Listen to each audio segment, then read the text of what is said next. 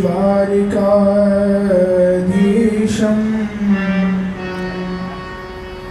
शोभया नित्यसेवितम्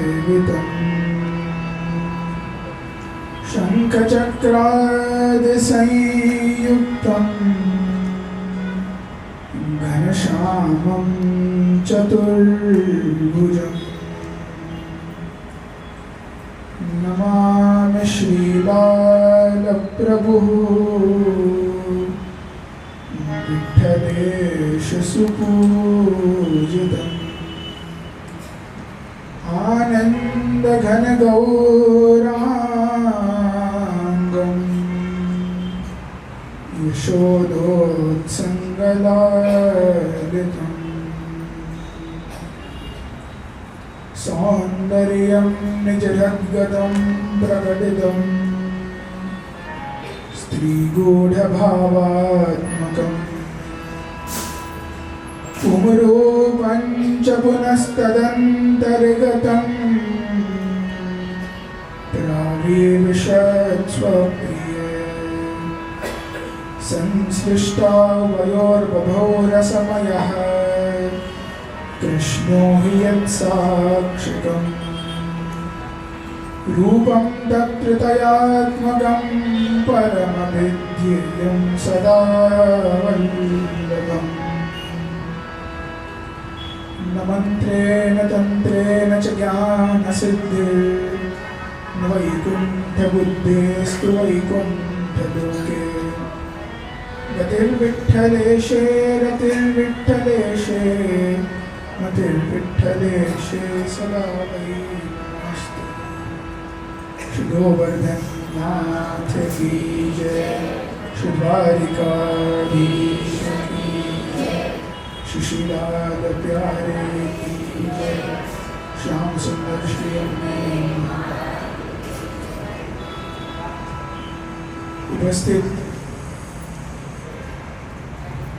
સમગ્ર પાઠશાળાના શિક્ષકવૃંદ, બધા બાળકો, વિદ્યાર્થીઓ, જયેશભાઈ, અજયભાઈ, જીતુભાઈ, દિનેશભાઈ, સમગ્ર કીર્તનકાર વૃંદ અને આપ સૌ અહીંયા પધારેલા બધા વૈષ્ણવજનો, આજે આપણે સૌ અહીંયા સાથે અહીંયા એકત્રિત થયા છે. જેમ આજનું ટોપિક છે કે બ્રહ્મ સંબંધનું તાત્પર્ય, કે બ્રહ્મ સંબંધ શું છે, તો આપણે થોડુંક એ જાણીએ કે બ્રહ્મ સંબંધ જે આપણું પુષ્ટિ માર્ગનું સૌથી પહેલું પગથિયું છે, આપણે કહી શકીએ એ વસ્તુ શું છે. આજે આપણે વૈષ્ણવો છે તો સૌથી પહેલી વસ્તુ જે આપણે જીવનમાં ઉતારી છે, કે જે આપણે જેનું પાલન કર્યું છે, એ છે બ્રહ્મ સંબંધ. તો બ્રહ્મ સંબંધ શું છે, કે એની પાછળનું તાત્પર્ય, કે એ ઇમ્પોર્ટન્સ એનું શું છે, કે શું કામ આપણા માર્ગમાં હોય છે, એ આપણે સૌથી પહેલા સાંભળીએ અને એ આપણે સાંભળવું જ જોઈએ. જો વૈષ્ણવ આજે આપણે ફોનમાં પડ્યા હોય છે 24 કલાક, તો એનાથી થોડુંક ધ્યાન હટાવી આપણે આજે થોડુંક ઢંઢોળીએ કે બ્રહ્મ સંબંધ શું છે અને પુષ્ટિ માર્ગમાં બ્રહ્મ સંબંધ શું કામ છે. તો સૌથી પહેલી વસ્તુ શબ્દમાં જ છે. બ્રહ્મ સંબંધને તમે બે અલગમાં પાડો, બે પાર્ટ્સમાં, તો શું થાય? બ્રહ્મ અને સંબંધ. બ્રહ્મ એટલે પ્રભુ અને સંબંધ એટલે કોન્ટેક્ટ, કે પ્રભુ જોડે આપણો સંપર્ક કે કોન્ટેક્ટ કેવી રીતે થાય અને એ શું છે? તો બ્રહ્મ સંબંધ. શ્રી મહાપ્રભુજી આપણી પર કૃપા કરી આપણને પુષ્ટિ ભક્તિ માર્ગ આપ્યો. એ પુષ્ટિ ભક્તિ માર્ગ આપ્યા પછી આપણને પ્રભુ સુધી પહોંચાડ્યા, એ વચ્ચેનું માધ્યમ એ બ્રહ્મ સંબંધ છે. હવે જેમ બ્રહ્મ સંબંધનો ઇતિહાસ છે એ તો ખૂબ મોટો આપણે આગળ સમજશું, કે જે શ્રાવણ શ્યામલે પક્ષે કે શ્રાવણ માસની શુક્લ પક્ષની મધ્યરાત્રિમાં જ આખી પ્રક્રિયા થઈ. આપણે થોડુંક આગળ સંક્ષિપ્તમાં સમજશું. તો સૌથી પહેલા જેમ મેં કહ્યું કે બ્રહ્મ સંબંધ એટલે આપણો અને કૃષ્ણ વચ્ચેનો જે સંબંધ છે, એ બંને વચ્ચેનો જે બ્રિજ છે એ જ બ્રહ્મ સંબંધ છે. અને જો જે બીજા બધા સંપ્રદાયો હોય છે એ લોકો શું કે તમે આ પાઠ કરો કે કોઈ બી વસ્તુ આ સાધન કરો તો ધીરે ધીરે તમે એ કરતા કરતા પ્રભુ સુધી પહોંચશો. એટલે તમે અમુક વસ્તુ કરી, તમે પાઠ કરો છો કે નામ સંકીર્તન કરો છો. હવે અમુક માર્ગો એવા છે જેમાં કેવલ નામ સંકીર્તનનું જ વિશેષતા છે. જેમ કે ગૌડીય સંપ્રદાય છે, એ લોકો જે પેલું આજે બહુ વાયરલ થયેલું છે ને, ઓલું હરે કૃષ્ણ કૃષ્ણ કૃષ્ણ હરે હરે, એ લોકોના સંપ્રદાયમાં ખાલી નામ સંકીર્તન જ છે એમનું મૂળ. એ પુષ્ટિ માર્ગનું એ મૂળ શું છે? ભગવત ભક્તિ.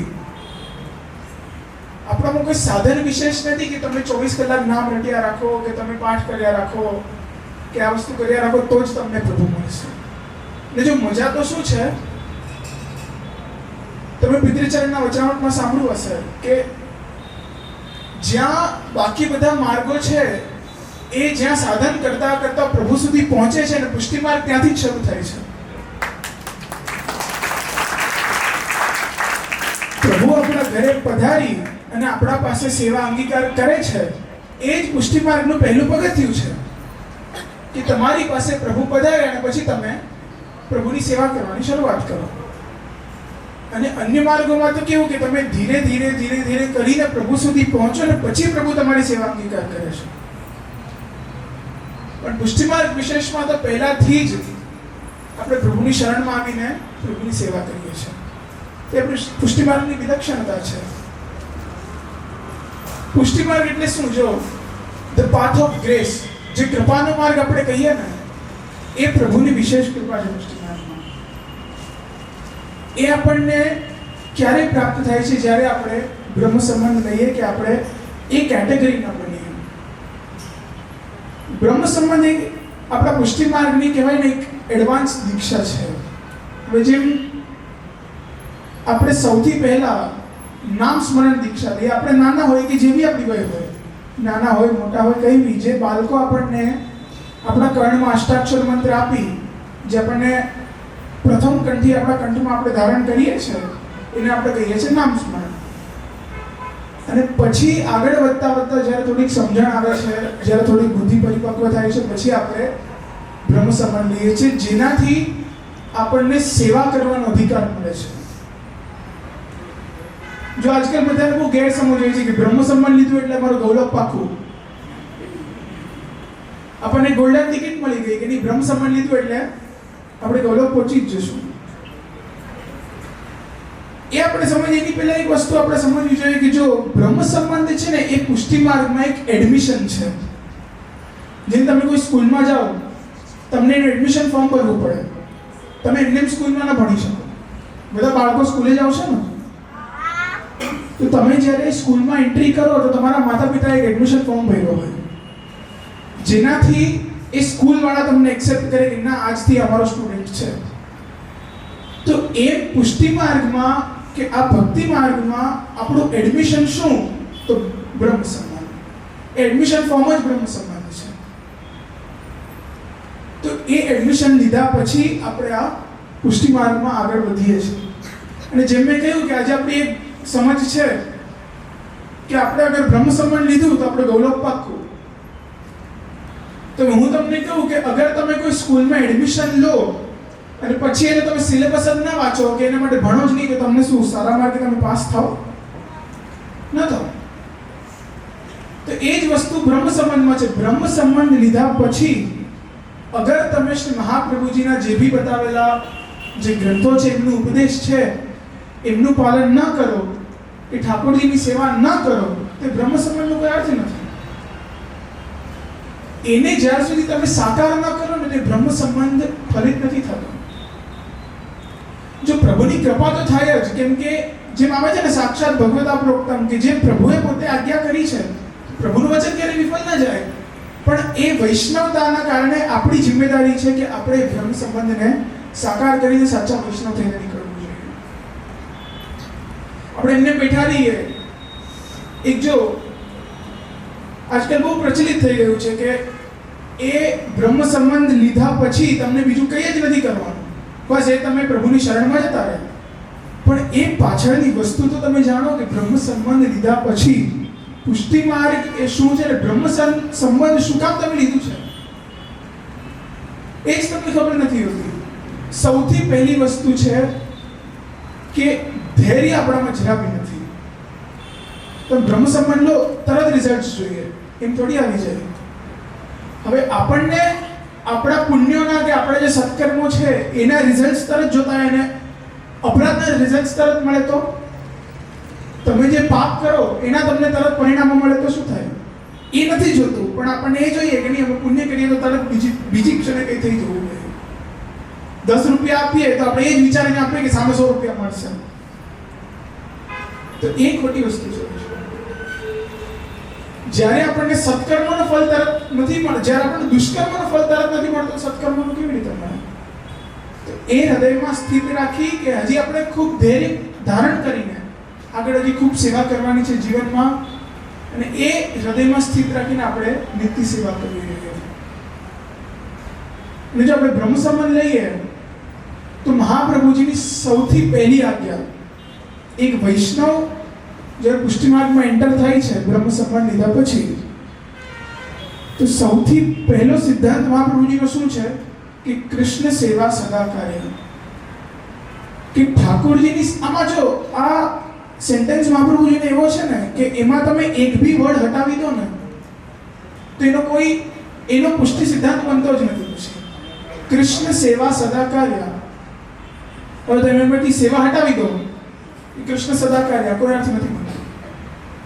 તમે એમાંથી સદા હટાવી દો તો પુષ્ટિ ભક્તિ માર્ગનો એ સિદ્ધાંત નથી. કૃષ્ણ સેવા કાર્ય તો બી નહીં, પણ એ જે સદા લખાવ્યું છે કે નિત્ય કરવી જોઈએ. આજે આપણે શું છોકરાઓ સવારે ઉઠીએ, સ્કૂલમાં લેટ થઈ ગયું તો મમ્મી પપ્પા કરશે સેવા, આપણે નીકળી જઈએ સ્કૂલમાં. છોકરાઓને ખાસ સમજવાની વસ્તુ છે. તમે દરરોજ ઉઠો તો કઈક નાનામાં નાની સેવા, ભલે જાળીજી ભરો કે માળાજી ભરો, કઈ બી નાનામાં નાની સેવા તો કરીને જ જવું જોઈએ. તમે એમને ઊભા થઈને મોઢું પડીને સ્કૂલે જતા રહો તો શું મતલબ તમારો વૈષ્ણવ થવાનો? કોઈ તમને આવીને પૂછે તમે વૈષ્ણવતાના નામ પર શું કરો છો, તમે શું જવાબ આપો? કે આઈડી કાર્ડ પહેરીને સ્કૂલે જઈએ છો. સ્કૂલ બહુ ઇમ્પોર્ટન્ટ છે, એ આપણું વિદ્યાધ્યયન છે, પણ આપણું ધર્મનું આચરણ બી એનાથી વધારે ઇમ્પોર્ટન્ટ છે. કે જો એક સંસ્કૃતનું સુભાષિત છે કે આહાર નિદ્રા ભય મૈથુનમ ચ સામાન્યમેતત પશુભિર નરાણામ ધર્મોપી એકો અધિકો વિશેષઃ ધર્મેણ હિના પશુભિ સમાના. કે એક મનુષ્ય અને એક પશુ બંનેઓમાં શું વસ્તુ સેમ હોય છે કે આહાર, ભૂખ. માણસને બી લાગે છે, પશુને બી લાગે છે. નિદ્રા એટલે ઊંઘ, માણસને બી ઊંઘ આવે છે, પશુને બી ઊંઘ આવે છે. ભય એટલે બીક, મનુષ્યને બી બીક લાગે છે, પશુને બી બીક લાગે છે.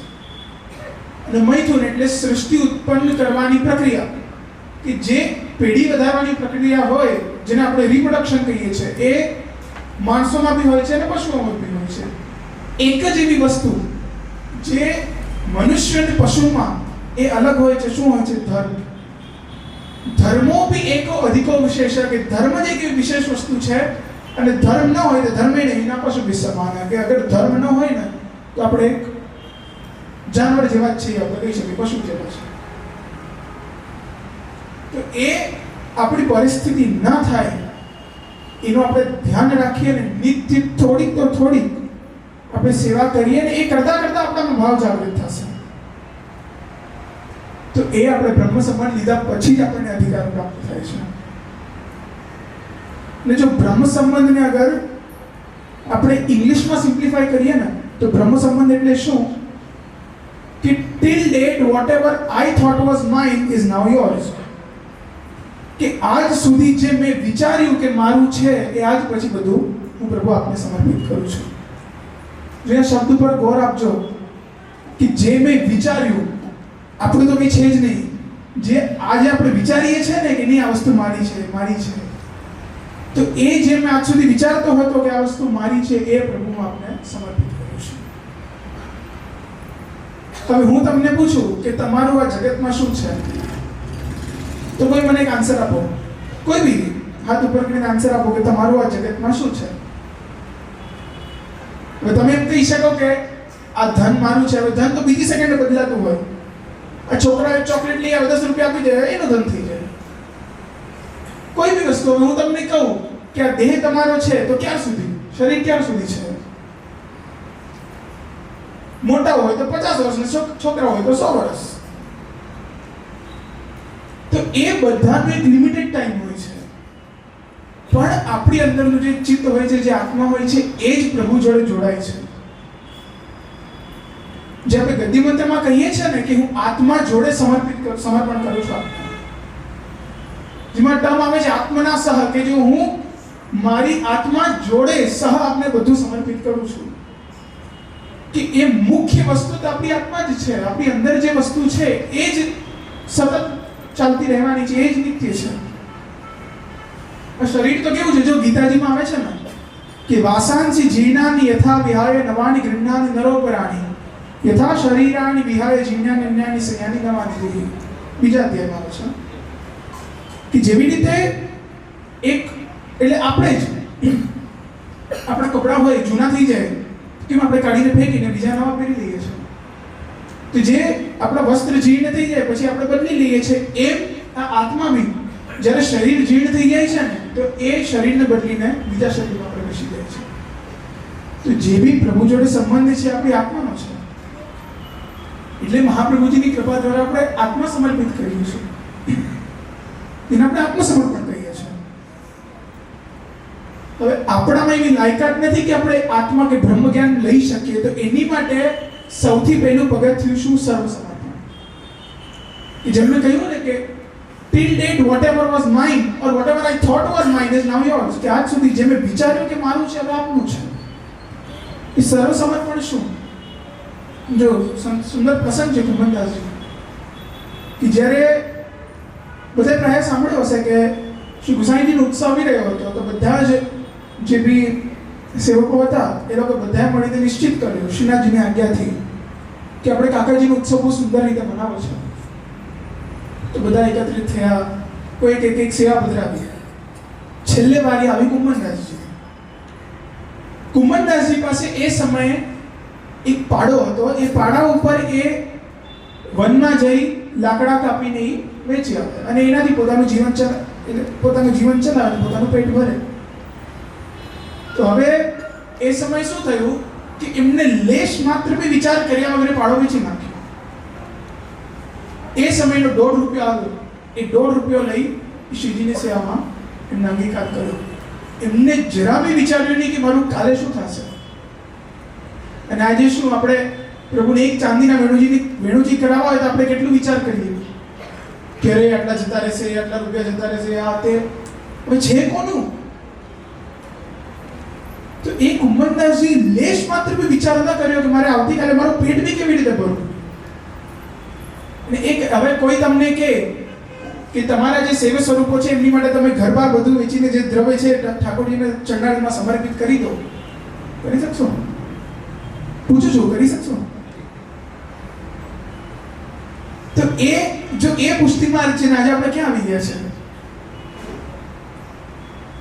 એ અષ્ટ સખાઓના સમયનો, એ મહાપ્રભુજીના સમયનો પુષ્ટિ માર્ગ છે, અને આજે કેટલું ભ્રમિત થતા થતા આપણે ક્યાં પહોંચી ગયા છે કે આપણને એક કહેવાય ને આપણા ઇન્કમમાંથી એક 10% બી અગર સમર્પિત કરવો હોય તો બી 100 વખત વિચારવો પડે, હે ને? તો એ પરિસ્થિતિ ના થાય એની માટે આપણે નિત્ય વાંચન કરવું જોઈએ. જો આપણે વાંચન કરીએ, નિત્ય કરીએ ને તો થોડુંક કરીને આપણી બુદ્ધિમાં પરિવર્તન આવે છે. અને જો આપણે એમ વિચારીએ કે આપણે કંઈક ચમત્કાર જોઈએ તો આપણી બુદ્ધિ ફરી જશે, તો મહાપ્રભુની વસ્તુ ના પાડે છે કે તમે જ્યાં સુધી સિદ્ધાંત નહીં વાંચો ને કે પુષ્ટિ માર્ગ શું છે ત્યાં સુધી તમને કોઈ વસ્તુ દ્રઢ નહીં થાય. તો એ મહાપ્રભુજીનું ઉપદેશ, એમની આજ્ઞા, એ આપણે સતત ચિંતન કરીને એ જ બ્રહ્મ સંબંધ દ્વારા આપણે આગળ વધીશું. હવે એ બ્રહ્મ સંબંધ, એની હિસ્ટ્રી કે એનો ઇતિહાસ એ શું છે એ આપણે જાણીએ. કે જ્યારે જો મૂળ પુરુષમાં આવે છે કે એક સમય ચિંતાચિત આઈ દેવી કી વિધિ જાની જાય, આ સુરી શું સબ મિલત સદાઈ ભિન્ન હોય સો કોન ઉપાય. મહાપ્રભુજી એકવાર વ્રજધામમાં ખૂબ ચિંતામાં બિરાજી રહ્યા હતા કે જે ઉદ્દેશ્યથી પ્રભુએ મને આ ભૂમિ પર મોકલ્યો છે કે તમે પધારીને બધા જ દેવીજીઓનો ઉદ્ધાર કરો, દૈવોદ્ધાર પ્રયત્નાત્મક આપશુંનું નામ છે, તો હું કેવી રીતે એને સાકાર કરું? કે કેવી રીતે આજે તો બધા આજુબાજુ આસુરી કરી રહ્યા છે, જે આજે પરિસ્થિતિ છે, કોઈનું ચિત્ત પ્રભુમાં નથી લાગતું, તો હું એ બધા જીવોને પ્રભુ સુધી કેવી રીતે પહોંચાડું? તો પ્રભુએ પ્રગટ થઈને બ્રહ્મ સમાન મંત્ર આપ્યા. આ તો બહુ ફેમસ અને પ્રખ્યાત પ્રસંગ છે, જે શોર્ટમાં કહી દઉં છું કે પ્રભુએ પ્રગટ થઈને ગદ્દી મંત્ર આપ્યો. 84 અક્ષરનો ગદ્દી મંત્ર છે કે હે વલ્લભ, આપ જેને બી આ ગદ્દી મંત્ર આપશો એને હું અંગીકાર કરી લઈશ, એનો કે એને હું મારા ચરણારવિંદમાં સ્થિત કરી દઈશ. તો તે ત્યારથી પછી આપશ્રીએ દમલાજીને આપ્યો બ્રહ્મ સંબંધ. અને પછી પેલું દમલા દે ગચ્છુ સુન્યો. દમલાજી સામેથી વિનંતી કરે છે કે મહારાજ, મેં સુન્યો પરંતુ સમજ્યો નહીં. કે મહારાજ, મેં બધું સાંભળ્યું તો ખરી, જે રાત્રિમાં ઠાકોરજી પ્રગટ થઈને આપને આજ્ઞા કરી, પણ કંઈ સમજાયું નહીં. પછી મહાપ્રભુજીએ ગદ્ય મંત્રનું દાન આપી, ત્યારથી આપણા પુષ્ટિ માર્ગમાં દીક્ષાની પરંપરા પ્રારંભ થઈ, બ્રહ્મ સંબંધ. હવે પ્રાય જો કેવલ પુષ્ટિ માર્ગમાં નહીં, અલગ અલગ સંપ્રદાયોમાં બધામાં જ દીક્ષાનો કોઈ ને કોઈ તો પ્રકાર હોય જ છે. કદાચ જ એવો કોઈ સંપ્રદાય હશે કે જેમાં કોઈ દીક્ષાનો પ્રકાર નહીં હોય. જેવી રીતે જો ઇસ્લામ છે, એમાં કુરાનની અમુક કલમાઓ ભણાવીને પછી એને દીક્ષાનો પ્રકાર આવે. જે ક્રિશ્ચિયાનિટી હોય, કે જે ઈસાઈ ધર્મ હોય, એ લોકોમાં બેપ્ટિઝમ હોય છે, એક પ્રકારની દીક્ષા છે કે જે લોકો કુંડમાં સુડાવીને પછી એને આમ કુંડમાં ડૂબકી મરાવીને પછી ઊભા કરીને એવી રીતે દીક્ષા આપે છે. એમાં આપણા હિન્દુ સંસ્કૃતિમાં બી અલગ અલગ પ્રકારની દીક્ષાઓ છે. કોઈમાં મંત્ર દીક્ષા છે, કોઈમાં તપ્ત મુદ્રા હોય, એટલે લોખંડ ગરમ કરીને શંખ ચક્રનું ચિહ્ન મારે, આખા જીવન અહીંયા રહી જાય. રામાનંદ સંપ્રદાય છે, અલગ અલગ સંપ્રદાયમાં એવી પ્રક્રિયા છે. આપણા પુષ્ટિ માર્ગમાં દીક્ષાનો પ્રકાર છે જે બ્રહ્મ સંબંધ છે, જેના દ્વારા આપણે માર્ગમાં એન્ટર થઈએ છીએ. તો એ જેમ મેં કહ્યું ને કે બ્રહ્મ સંબંધ પછી પહેલું પગથિયું એ આત્મસમર્પણ કે સર્વ સમર્પણ છે.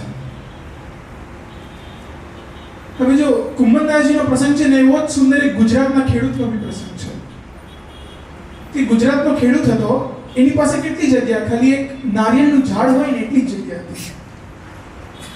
અને એનો વ્યવસાય શું, એનો બિઝનેસ શું, કે નારિયેળના ઝાડ ઉપર ચડી અને એની પાસે જીવન નિર્વાહ માટે બી એક દાંતરડું જગ્યા કરી. તો એ દાંતરડું લઈ દરરોજ નારિયેળના ઝાડ ઉપર ચડે, એ નારિયેળ તોડે અને પછી વેચી આવે, અને એનાથી જે રૂપિયા આવે પોતાનું પેટ ભરી લે. હવે એક સમય યાત્રા કરતો કરતો શ્રી ગુસાઈજી પાસે આવ્યો. ત્યાં ગુસાઈજીને બિરાજતા જોયા અને મોટા મોટા શેઠિયાઓ ત્યાં બેઠા હતા. તો બધાએ કંઈક ને કંઈક ગુસાઈજીને ચરણ ભેટ કરી. તો હવે એને એવું થયું કે આ બધા શેઠિયાઓ છે, આટલી બધી ભેટ કરે છે, હું ખાલી હાથ કેવી રીતે ચરણ સ્પર્શ કરું? અને શાસ્ત્રનો નિયમ બી છે કે રાજા, મિત્ર અને ગુરુદેવ અને માતા પિતા ચાર પાસે ક્યારેક ખાલી હાથ જવાય નહીં. તો એ ત્યારે એને હૃદયમાં થોડોક સંકોચ થયો, કેવી રીતે? તો ત્યારે એને દાંતરડું વેચી નાખ્યું કે ભલે મારું પેટ ભરવાનું સાધન છે, પણ એ ગુરુદેવને સમર્પિત કરી દઉં છું, વાંધો નહીં, જે બી છે બધું એમનું જ છે. તેમ કરીને એને દાંતરડું વેચી નાખ્યો. અને એ જે બે આના આવ્યા એ સમયે, એ લઈને એને શ્રી ગુસાઈજીને ચરણ ભેટ કર્યું. એ સમય શ્રી ગુસાઈજીએ એ જે દ્રવ્ય હતું ને, એનું નમક શ્રીજીના ભંડારમાં ભરાવ્યું. હવે નમક શું કામ? કેમ કે બધી જ સામગ્રીમાં તો એની ભાવના ઉત્તમ છે, એટલે પ્રભુ ડગલે ને પગલે એનો અંગીકાર કરે છે. તો એ છે સર્વ સમર્પણ. એવું નહીં કે કોઈ રૂપિયાવાળો હોય તો જ સર્વ સમર્પણ થાય. આપણી કોઈ બી પરિસ્થિતિ હોય, એ આપણે બધું જ યદી પ્રભુને સમર્પિત કરી દઈએ તો એ સાચું સમર્પણ છે. એ બ્રહ્મ સંબંધ પછી આપણું પહેલું પગથિયું જ છે. તો આગળ બ્રહ્મ સંબંધમાં જેમ મેં કહ્યું કે આ બધી પ્રક્રિયા થઈ અને દીક્ષા આપી બ્રહ્મ સંબંધ. અને પછી તે દિવસથી ઠાકોરજી નિશ્ચય પામ્યો કે હે વલ્લભ, આપ યદી કોઈનો ત્યાગ કરી દેશો ને તો બી હું એનો ત્યાગ નહીં કરું. જેમ આપણે ત્યાં કદાચ યદી નામ વિસ્મરણ ના થતું હોય તો કદાચ રામાનંદ પંડિતનો પ્રસંગ છે કે એમને એટલે શ્રી મહાપ્રભુજીએ એનો ત્યાગ કર્યો કે જા રામાનંદને તમે ત્યાગ કરો. તે ખૂબ દુઃખી મનથી શ્રીજીના મંદિરથી નીચે ઉતર્યા અને અમુક દિવસો વ્યતીત થયા પછી એમને બહુ સુંદર જલેબી દેખાઈ. તો જલેબી લઈ શ્રીજીના મંદિર સામે હાથ કર્યો કે હે શ્રીજી, આપના એક જલેબી આરોગ્ય પ્રેમથી આરોગજો. તો શ્રીજીએ મંદિરમાં બિરાજીને જલેબી આરોગી. હવે ભોગ સર્યા તો આચાર્ય ચરણ અંદર પધારે, જોયું તો શ્રીજી બાના મુખાની પર જલેબી લાગેલી હતી. ચારે બાજુ દ્રષ્ટિ કરી, જોયું તો જલેબી તો હતી જ નહીં ભોગમાં. तो विनती करी कि बाबा आपने जलेबी कहाँ रोगी? तो मैंने तो रामानंद पंडित के हाथ से जलेबी रोगी. तो पूछ्યું तो એમને વિનંતી કરી कि मैंने तो आपको त्याग किया है, क्योंकि आपने भले त्याग किया है पर गद्य मंत्र तो दिया है कि એ જે ઠાકોરજી સ્મરણ દેવડાવ્યું કે આપ ભલે કોઈનો બી ત્યાગ કરો પણ એને જ્યારે ગદ્ય મંત્ર આપો છો ને ત્યારે એ મારો જીવ થઈ જાય છે, પછી હું ક્યારે બી એનો હાથ ક્યારે બી છોડતો નથી. તો એ જ આપણા પુષ્ટિ માર્ગનું, આપણા ભક્તિ માર્ગનું એ જ વિલક્ષણતા છે, આપણે કહી શકીએ સ્પેશિયાલિટી છે કે જેમાં પ્રભુ સામેથી એમ કહે છે કે નહીં, આ જીવનું ક્યારે બી ત્યાગ નહીં કરો. એટલે આપણે બધા ભલે ભ્રમિત થઈ ગયા હોય ત્યારે પણ પ્રભુને તો ધ્યાન જ છે કે આ મારો જીવ છે. તો એ આપણામાં ભાવના સ્થિત રાખી આપણે પ્રભુ લાયક બનીએ અને એ પ્રભુને આપણે ગમીએ એવા આપણે બનવાનો પ્રયત્ન. તો આગળ પુષ્ટિ માર્ગમાં એ જે બ્રહ્મ સંબંધનો જે વિસ્તાર છે એ શ્રી ગુસાઈજીએ કર્યો, એમની ટીકામાં કર્યું, ઘણું બધું આપણે ત્યાં એનું ખૂબ પ્રમાણ પ્રાપ્ત થાય છે. અને જે એ જે બ્રહ્મ સંબંધ છે એને વર્ણવતો ગ્રંથ એટલે આપણે ત્યાં સિદ્ધાંત રસ છે. જો સિદ્ધાંત રસમાં બી જે લાસ્ટ સેન્ટેન્સ છે ને, કે જે લાસ્ટ શ્લોક છે, ગંગાત્વમ સર્વ દોષાણામ ગુણ દોષાદિ વર્ણના ગંગાત્વેન નિરૂપ્યસ્ય તદ્વત્રાપ્ય છે રહી. એટલે શું કે જેવી રીતે તમે કોઈ મલિન જલ હોય કે કોઈ સાદું પાણી હોય, તમે એને લઈને ગંગાજીમાં નાખી દો તો એ બી ગંગાજળ થઈ જાય, બરોબર ને? તમે કોઈ સામાન્ય જલ હોય એ લઈને તમે ગંગાજીમાં નાખી દો તો એ બી ગંગાજળ જ થઈ જાય. તો એમ આપણે બી જે આપણે દોષોથી ભરેલા છીએ, જ્યારે આપણે પ્રભુ સન્મુખ જઈએ કે જ્યારે આપણે ગદ્ય મંત્ર લઈએ પછી આપણા બી બધા જ દોષો છે એ ક્યારેય બી સેવામાં પેદા નથી કરતા, એટલે સેવામાં એ નાશ પામે છે. તો એ શ્રી આચાર્ય ચરણની કૃપાથી આપણે બધા જ એ સ્તર સુધી પહોંચી ગયા છે કે આપણા દોષો પ્રભુ નથી જોતા અને શ્રી મહાપ્રભુજી બી નથી જોતા. અને આપણને વિશ્વાસ હોવો જોઈએ કે એક વખત શ્રી મહાપ્રભુજીએ આપણો હાથ પકડ્યો, શ્રી ઠાકોરજી આપણો હાથ પકડ્યો પછી ક્યારે બી આપણો હાથ મૂકવાના નથી કે ક્યારે બી ઠાકોરજી બી છોડવાના નથી.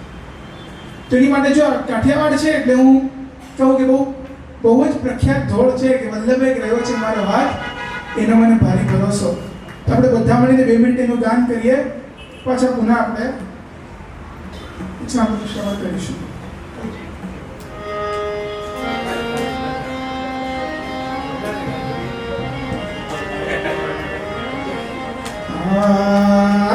શ્રી વલ્લભે ગ્રહ્યો છે મારો હાથ, એનો મને ભારી ભરોસો.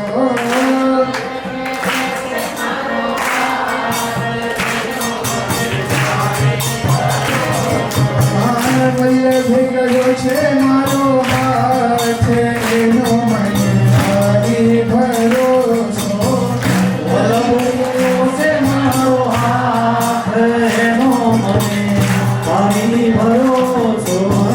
મળ્યો મને કાગશીનો સાથ, એનો મને ભારી ભરોસો. મળ્યો મને કાગશીનો સાથ, એનો મને ભારી ભરોસો. પ્રમેય બળે પોતાની કરીને, પ્રમેય બળે પોતાની કરીને, પ્રમેય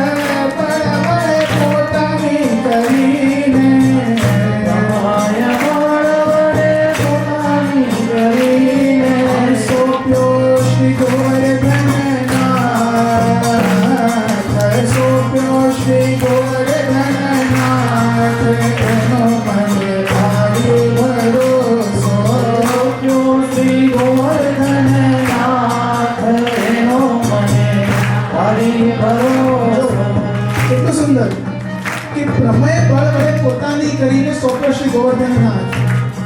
કે મહાપ્રભુજીએ પ્રભુ પ્રત્યે પ્રેમ બતાવી કે પ્રેમ કરવું હોય તો પ્રભુને કરવું.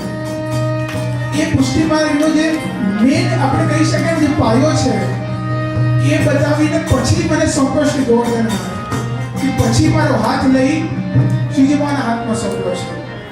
જેમ આપણે આવે છે ને કે આપણે જે આરતી કહીએ છીએ, પરમ કૃપાલ શ્રી વલ્લભ નંદન કરત કૃપા નિજ હાથ દે માથે, જે જન ચરણ આય અનુસરહી લે સોપત શ્રી ગોવર્ધન નાથ.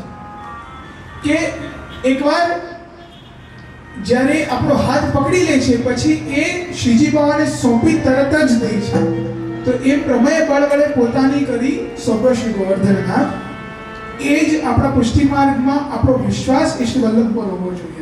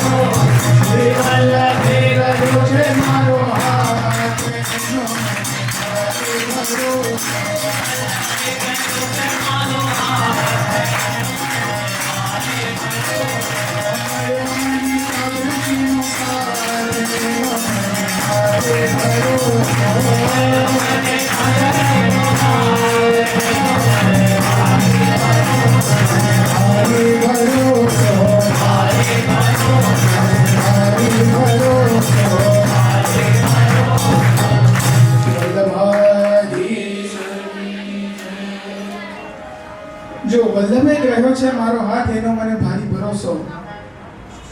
આનો જે છેલ્લો શબ્દ છે ને ભરોસો, એની પર જ આખું પુષ્ટિમાર્ગ ટકેલું છે. જેને આપણે વિશ્વાસ કહીએ ને ઠાકોરજી ઉપર, એ ગુરુદેવ ઉપર, એ ઠાકોરજી પર વિશ્વાસ, એ જ સાચો ભક્તિ માર્ગ છે. અને કેટલું સુંદર, જો જન્મની જઠરમાં આવે નથી જાવું વસ્તુ છે હરિપદ પાસ. કે લૌકિક ચક્ર જે છે જેમાં આવે છે ને પુનરપી જનનમ પુનરપી મરણમ પુનરપી જનની જઠરે શયનમ ય સંસારે કલ દુસ્તારે કૃપયા પાય પાય મુરારે, કે જે ચરપટ પંચરિકામાં છે કે આ જે જગત છે એમાં પુનરપી જનનમ પાછું જન્મ છે, પુનરપી મરણમ પાછું મરણ છે, પુનરપી જનની જઠરે શયનમ પાછું માતાના ગર્ભમાં શયન છે, ય સંસારે કલ દુસ્તારે કૃપયા પાય પાય મુરારે, કે હે ઠાકોરજી મને આ જે ચક્ર છે એમાંથી આપ કાઢો. તો એ આપણા પુષ્ટિ માર્ગ આ બધા ચક્રોનો ભંગ કરી તરત જ આપણને છે વસવું છે હરિપદ પાસ, એનો મને ભારી ભરોસો કે તરત ઠાકોરજી પાસે પહોંચાડી દે છે. અને તો પુષ્ટિ માર્ગની વિલક્ષણતા તો શું છે કે નિબંધમાં કે શ્રી હરિડાઈજી આજ્ઞા કરે છે બંનેમાંથી કોઈ એક કે યત્રાંગીકરણે એવ યોગ્યતાદિ વિચારિણમ અવિલંબઃ પ્રભુકૃતઃ પુષ્ટિ માર્ગ સકત્યતે ભક્તિ માર્ગ સકત્યતે, કે જે માર્ગમાં પ્રભુ યોગ્યતાદિ વિચારણમ, કે જે યોગ્યતા આદિનો જે વિચાર જ કોઈ નથી કરતું કે આ લાયક છે કે નથી, કે આમાં યોગ્યતા છે કે નથી, કોઈ વિચાર જ નથી કરતું, કે પ્રભુ પોતે બી વિચાર નથી કરતા, અને અવિલંબ પ્રભુ કૃતા, કે વિલંબ કર્યા વગર યત્રાંગીકરણે, કે જેમાં પ્રભુ તરત અંગીકાર કરે છે એ પુષ્ટિ માર્ગ છે. આ કહેવાય પુષ્ટિ માર્ગની જે આખી પ્રક્રિયા છે ને, કે જે આખું સ્વરૂપ છે એક નાનકડા એવા એક કારિકામાં શ્રી હરિડાઈજી આજ્ઞા કરી દે છે કે અવિલંબ પ્રભુ કૃતા યત્રાંગીકરણે યોગ્યતાદિ વિચારેણમ, કે કોઈ બી વસ્તુનો વિચાર કર્યા વગર પ્રભુ જે માર્ગમાં તરત જ એક જીવનો અંગીકાર કરી લે છે એ જ સાચો પુષ્ટિ માર્ગ છે. તો એ જ ભરોસો રાખી કે જેમ આવે છે ને જેસો હું તેસો તિહાર વર્ષ વલ્લભ, કે હું જેવો બી છું એ પ્રભુ આપનો જ છું. તેનો મતલબ એ નહીં કે આપણે બગડી જવાનું. તો એ જે આપણી પરિસ્થિતિ છે એવા જ પ્રભુ આપણને અંગીકાર કરે છે કે એ જ કન્ડિશનમાં વિધાઉટ એની ઇમ્પ્રુવમેન્ટ્સ પ્રભુ આપણને તરત જ પોતાની શરણમાં લઈ લે છે. એ બ્રહ્મ સંબંધ એ જ ભક્તિ માર્ગ છે. ભક્તિ માર્ગ એટલે શું? જ્યાં જ્યાં બી તમને ભક્તિ માર્ગ દેખાય ને તો ભક્તિ માર્ગસ્ય કથનાત પુષ્ટિરસ્તિ ઇતિ નિશ્ચય, કે જ્યાં જ્યાં તમને ભક્તિ માર્ગ દેખાય ને એવું જ માની લેવાનું કે પુષ્ટિ માર્ગ છે. તો એ ભક્તિ માર્ગમાં એ પુષ્ટિ માર્ગમાં શ્રી મહાપ્રભુજી આપણને કૃપા કરીને ઇન્ટ્રોડ્યુસ કરાવ્યું છે, એ ઠાકોરજી સુધી આપણને પહોંચાડ્યા છે. આપણો અહોભાગ્ય છે હું તો કહું છું વિષ્ણુ, કેમ કે જો પુષ્ટિ માર્ગ છે જે પ્રભુ સુધી પહોંચવાનો કહેવાય ને રેડ કાર્પેટ છે, જેને આપણે વીઆઈપી એન્ટ્રી કહીએ ને, કે બધાને એન્ટ્રી તો પ્રોગ્રામ્સ મળતી જ હોય છે, પણ રેડ કાર્પેટ એન્ટ્રી કોને કહેવાય કે જેને આમ કહેવાય ને અટેન્શન સાથે કે નહીં આ માણસ અહીંયા આવી રહ્યો છે તો આખી બધી દુનિયા બી એને જોવે ને, જેનો ઇવેન્ટ છે એ બી એને જોવે. તો એમ સમગ્ર સંસાર બી આપણને જોવે ને પ્રભુ બી આપણને જોવે કે નહીં આજે મારી પાસે કંઈક ખાસ આવી રહ્યો છે. એ શ્રી મહાપ્રભુજીની કૃપાથી આપણને રેડ કાર્પેટ તૈયાર મળ્યું છે, એ રાજમાર્ગ તૈયાર મળ્યું છે, તો આપણને એને માણી લેવું જોઈએ. અને એ આ કોઈને કોઈક જન્મના પુણ્ય હોય ત્યારે જેને આપણને પુષ્ટિ માર્ગ જેવો માર્ગ મળ્યો છે, જેમાં સૌથી ઈઝી વસ્તુ જે છે પ્રભુને પ્રેમ કરવો, કે પ્રભુની ભક્તિ કરવી. બાકી કોઈ તમને કહેતો નથી 60,000 વર્ષ હિમાલયમાં જઈને તપ કરો. જે બીજી બધી પ્રક્રિયાઓ છે ને કે તમે ત્યાં જઈને યોગ કરો, અહીંયા જઈને સાંખ્ય કરો, યોગ તપ આ તે કઈ નહીં, કેવલ એક પ્રભુનું પ્રેમ, પ્રભુ માટે પ્રેમ અને પ્રભુ માટે ભક્તિ. અને એ કઈ ઉપજાવું કઈ બહુ અઘરી વસ્તુ બી નથી. એ પુષ્ટિ માર્ગનો મૂળ સિદ્ધાંત જેને આપણે હૃદયમાં સ્થિત રાખીએ અને પ્રભુ પર વિશ્વાસ રાખીએ. અને જો આજે જે બહુ ભટકવાના માર્ગો છે એને જરા બી ધ્યાનમાં ન રાખતા કામ, ક્રોધ, લોભ, મોહ, મદ, મત્સર આ બધું જે શાસ્ત્રમાં આવે છે, અને સૌથી વધારે તો વૈષ્ણવ કહું ને આપણામાં લોભ છે. કામ, ક્રોધ તો પાછળની વસ્તુ છે, સૌથી મોટી વસ્તુ લોભ છે. એ જે આપણે ગ્રીડ કહીએ ને કે નહીં આ હું લઈ લઉં બીજો લઈ નહીં, એ તો ઠીક છે, એની પછીની વાત, સૌથી પહેલા હું લઈ લઉં. એ મેં કહ્યું બી હતું, એક નાનકડી સ્ટોરી છે લોભ માટે. બે ફ્રેન્ડ્સ હોય છે કે બે જે મિત્રો હોય છે એ લોકો બચપનથી નાનપણથી એક સ્કૂલમાં ભણ્યા, એક જ કોલેજ ગયા, એક ગામમાં રહેતા હતા. તો ત્યાંની જે પાઠશાળા હોય તે 12મું સુધી બંને સાથે કર્યું. હવે એ ગામ કેવું હતું કે એક ગામની આજુબાજુ આખું જંગલ હતું, અને જંગલ પછી તરત જ એક શહેર હતું. તો બંનેવે મળીને વિચાર્યું કે આપણે 12મું કરી લઈએ અને પછી બંને સાથે આપણે જે મહાવિદ્યાલય જેને આપણે યુનિવર્સિટી કહીએ કે જે બહાર શહેર છે એમાં બધા આપણે યુનિવર્સિટીમાં ભણવા જઈશું બંને. તો સમય આવ્યો, 12મું પત્યું અને બંને એ પોતાનો સામાન લઈ અને પછી યુનિવર્સિટી જવા માટે નીકળ્યા. તો જતા જતા જે વન હતું આજુબાજુ થોડુંક બહુ કહેવાય ને આમ સઘન વન હતું, કેમ ઘેરું હતું બહુ, તો થોડોક ભય લાગે, ડર લાગે એકલા જતા ત્યાં. તો બંને વિચાર્યું કે કંઈક કરતા કરતા આપણે નીકળી જઈશું. તો જેમ બાજુમાં આવ્યા કે જેમ એ ફોરેસ્ટમાં કે એ વનમાં એન્ટર થવા જ જઈ રહ્યા હતા, એ સામેથી એક કહેવાય ને ઋષિ આવ્યા અને એમણે કહ્યું કે તમે અંદર નહીં જતા, અંદર બહુ મોટી ચુડેલ છે. હવે એ લોકો તો પહેલાથી જ ડરેલા હતા, હજી વધારે ડર લાગ્યો કે હવે સામે ચુડેલ મળી ગઈ તો બંને અહીંયા જ આપણો છેલ્લો દિવસ માની લઈએ. તો હવે આગળ ગયા. તો જો એક સજ્જન વ્યક્તિની વાત ન માનવી બી શું પરિણામ થાય છે આગળ. જો આ લોભનો એક પ્રસંગ છે, પણ આમાં હજી એક શીખ છે કે આગળ ગયા તો જોયું તો એક ઝાડની નીચે મોટી પોટલી પડી હતી. હવે બંને વિચાર્યું કે આ પોટલી ખોલીને તો જોઈએ શું છે. તો ખોલ્યું તો અંદર હીરા, મોતી, જવાહરાત, રૂપિયા બધું ઘણું બધું નીકળ્યું. તો બંને વિચાર્યું કે હવે આપણે આને બરાબર વાટી લઈશું. તો બંને મ્યુચ્યુઅલ અન્ડરસ્ટેન્ડિંગ કરી કે આપણે બંને આને સરખું સરખું વાટીને પછી ઘરે લઈ જઈશું. તો ઠીક છે. હવે થોડોક સમય થયો તો એ બધું ધન લઈને એ લોકો તો ખુશ થઈ ગયા કે આ તો શું ઋષિ મુનિ કઈ બી બોલી ગયા કે તેમને અમને તો ઉલટાનું વધારે ધન મળી ગયું. તો લઈને થોડાક આગળ ગયા પછી બંને વિચાર્યું કે કંઈક ખાઈ લઈએ. તો બંને એક ઝાડની નીચે બેઠા અને એક જે પહેલો મિત્ર હતો એણે બીજાને કહ્યું કે તું જરા નદીમાંથી જલ લઈ આવ તો હું એનાથી રસોઈ કરી લઈશ. પેલો નદીમાં જલ ભરવા ગયો અને આ ભાઈ અહીંયા રસોઈ બનાવવા માટે બેઠા. તો પહેલો જે જલ લેવા ગયો ત્યાં બંને કેટલા ઘનિષ્ઠ મિત્ર હતા, તો બી જો એક લોભ માણસને શું બગાડી નાખે છે. હવે ત્યાં એ જલ ભરવા માટે ગયો તો ત્યાં છે ને એને ઘસાયેલું પાણકું મળ્યું આટલું મોટું, એક ભાલા જેવું. તો એને વિચાર્યું કે આ હું લઈને મારો જે મિત્ર છે ને એને હું મારી નાખું તો બધું જે બી ધન છે બધું મારું થઈ જશે. તો એ ચૂપચાપ જલ ભરી આવ્યો ને એ જે હથિયાર તે પોતાના ખીચામાં નાખીને અહીંયા લઈ આવ્યો. અહીંયા આવ્યો અને જોયું પેલો રસોઈ બનાવતો તો પાછળથી જઈને એને હથિયાર મારીને એને મારી નાખ્યો અને પછી બધું જે ધન હતું એ પોતે લઈ લીધું. હવે એને એ સમય દુઃખ નહીં, સંતોષ થયો. એની આ ભલે મળી ગયો પણ મને જે ધન હતું એ તો મળી ગયું. તેમ કરીને એને ઊંડો શ્વાસ લીધો અને પછી એને કહ્યું કે ધન મળ્યું છે, હવે આપણે ખાવા બેસી આરામથી.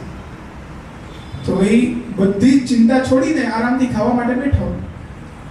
હવે જેવો બેઠો એને એક કોળિયું મોઢામાં નાખ્યું ને એક થવા લાગ્યું અને પછી થતા એની બી મૃત્યુ થઈ ગઈ.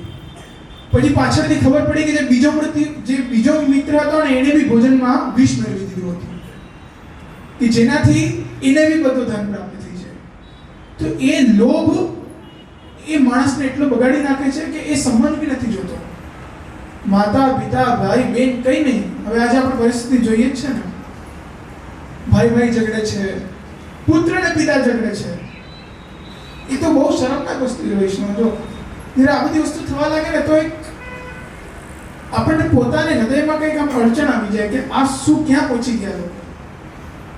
તો એ આ બધા જ દોષોને આપણા પુષ્ટિ માર્ગમાં આ જે બી આપણામાં દોષો હોય છે, કામ, ક્રોધ, લોભ, મત્સર, જે આપણા સહજાદેશ કાલોત્થાન લોકવેદ નિરૂપિતા, જે સહજ દેશ કાલ આ બધા દોષો છે બધા જ પ્રભુની સેવામાં ગૌણ થઈ જાય છે બ્રહ્મ સંબંધ લીધા પછી.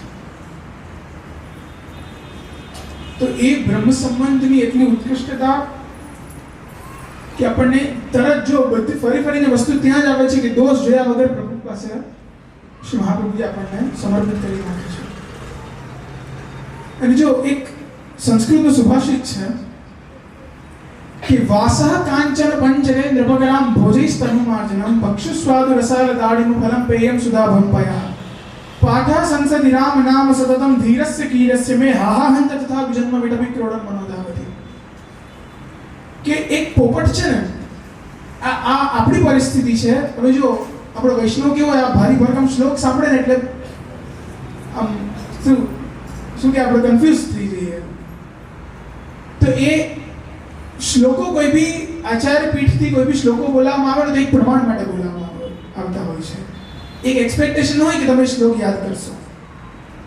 તો જે વચન તો છે કે શબ્દ જાલમ મહારણ્યમ ચિત્ત ભ્રમણ કારણમ, કે જે શબ્દો છે ને એક જાલ છે કે જેમાં માણસ ક્યારે બી ફસાઈ જાય. તો એક પ્રમાણ માટે આ શ્લોક છે. એની પાછળનું તાત્પર્ય આપણે સમજવું જોઈએ કે પોપટ છે ને એ એમ કહે છે, એ પોપટ ભલે કહે છે કે આજે આપણી આ પરિસ્થિતિ છે, પણ કે પોપટ ભલે એમ બોલતો હોય પણ આજે એ જે પરિસ્થિતિ છે ને આપણી પર લાગુ પડે છે. એ શું કહે છે કે હું એક રાજાનો પોપટ છું, વાસહ કાંચન પંજરે, કે હું એક સોનાના પિંજરામાં રહું છું. અને મારો બી આવો પ્રયત્ન રહેશે કે જ્યારે જ્યારે સુરત આવવાનું થાય ત્યારે એક પ્રવાસમાં એક વખત આવી રીતે આપણે સત્સંગ ગોઠવશું જ. અને અલગ અલગ પ્રકારના અલગ અલગ વિષયો, જેમ નાના નાના વિષયો, આ તો પહેલો વિષય છે બ્રહ્મ સંબંધ. મને બી એક્સપિરિયન્સ નહોતો, આપ બધાને બી એક્સપિરિયન્સ નહોતો, સૌથી પ્રથમ ટ્રાયલ હતી. એટલે આપણે આગળથી પ્રયત્ન કરશું કે બને બે પ્રવાસમાં એક વખત તો જરૂર સત્સંગમાં આપણે બધા એકત્રિત થશું ને બધા જ વિષયોને નિયમિત પૂર્વક આવવાનું છે. ભલે તમે ઘરે સત્સંગ કરો, એ કરવું જ જોઈએ. હું તો કહું ભલે અહીંયાથી જશો 25% લોકો કરશો, અને એ બી ખબર છે. પણ જો કેવું છે ને કે શાસ્ત્રનું વચન છે કે પુરાણાંતે અને શવસ્કંદાંતે બે વસ્તુ જ્યારે પતી જાય ને તો એની ઇફેક્ટ ખાલી થોડીક જ રહે છે. એક તો જ્યારે આપણે કોઈ પુરાણ વાંચીએ કે કોઈ પ્રભુથી સંબંધિત કોઈ બી વસ્તુ વાંચીએ ને, એ જે આપણા હૃદયમાં જે ભાવના ઉપજે કે નહીં હવે ઘરે જઈને કરશું, એ 2 દિવસ ચાલે ખાલી. આપણા અંદર સાચી ભાવના હોય ને તો પછી લાંબુ ચાલે છે. અને બીજું, જ્યારે કોઈની અંતિમ સંસ્કાર થતો હોય ને ત્યારે એને જોઈને શું થાય, અરે રે આ તો આખું સંસાર છોડીને ગયો, કઈ રૂપિયા કઈ બચ્યા નથી. બોલું છે ને કહેવત છે કે બહોત કમાયા इस दुनिया में आकर हीरा मोती, पर क्या करे यार कफन में जेब नहीं होती.